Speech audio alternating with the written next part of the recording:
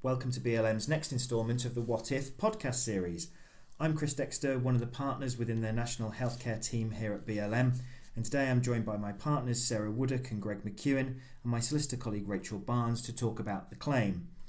We're going to discuss the main events in the life of a claim brought in clinical or dental negligence in an attempt to help demystify what happens in the likely event that you are facing a claim.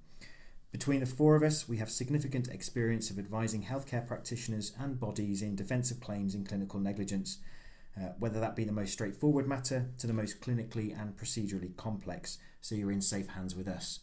So, Sarah, do you want to explain how a claim can start? Well, obviously, usually there's been an untoward incident or something go wrong with the treatment. That may have resulted in a complaint, and there may have been an investigation under the serious untoward incidents procedure. But usually the first thing a dentist or doctor will know about a claim is when they receive a request for records. So what does the doctor do in that situation? Well, a doctor must provide the patient with the records requested within a certain amount of time. And if they've not already notified their insurer or defence organisation, they must do that now. And next, how do the allegations get formulated? Well, once the claimant solicitors have got the records, they'll review them, usually in conjunction with an expert, and formulate the allegations that are to be made in a letter of claim.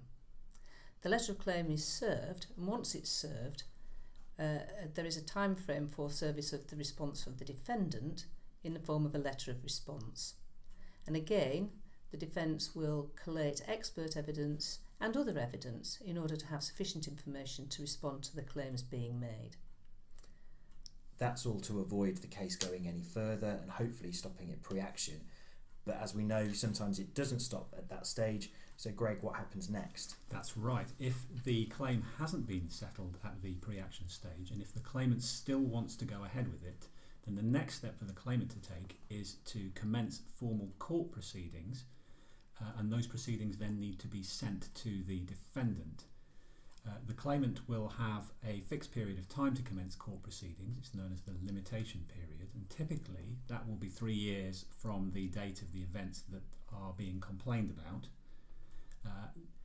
Once the defendant has received the court proceedings, they will then have to respond in the form of a formal defence, setting out their response to the claimant's allegations. So what happens next once the defence has been sent to the court?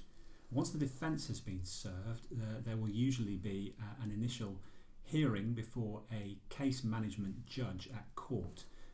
And at the case management hearing, the judge will fix a timetable setting out a series of steps. They're known as directions, are steps that need to be taken in order to bring the claim onwards towards a trial. Does the defendant need to go to that hearing? No, they don't, unless they want to. The case management hearing can be dealt with by the legal representatives of both parties.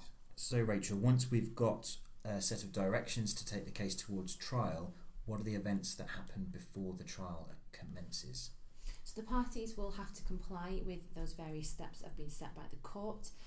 This is with the viewpoint to allowing each party to prove their case by way of evidence. This usually includes documentary evidence, witness evidence and expert evidence.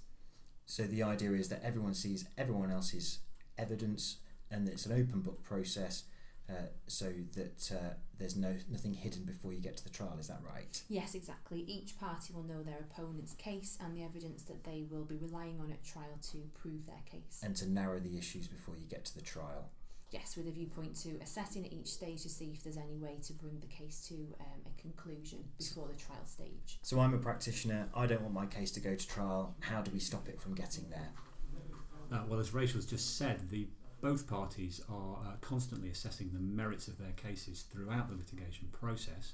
The majority of these claims don't end up at a trial for the simple reason either that the claimant has been persuaded to discontinue the claim or the defendant has made the decision to settle the claim.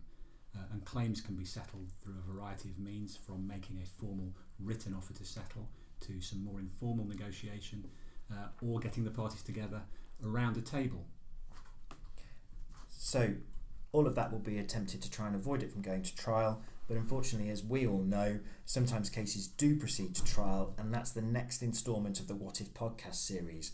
So do feel free to listen into that once it goes live. Thank you for joining us today and to listening to our discussion, and we hope that you have found what we've said insightful and useful.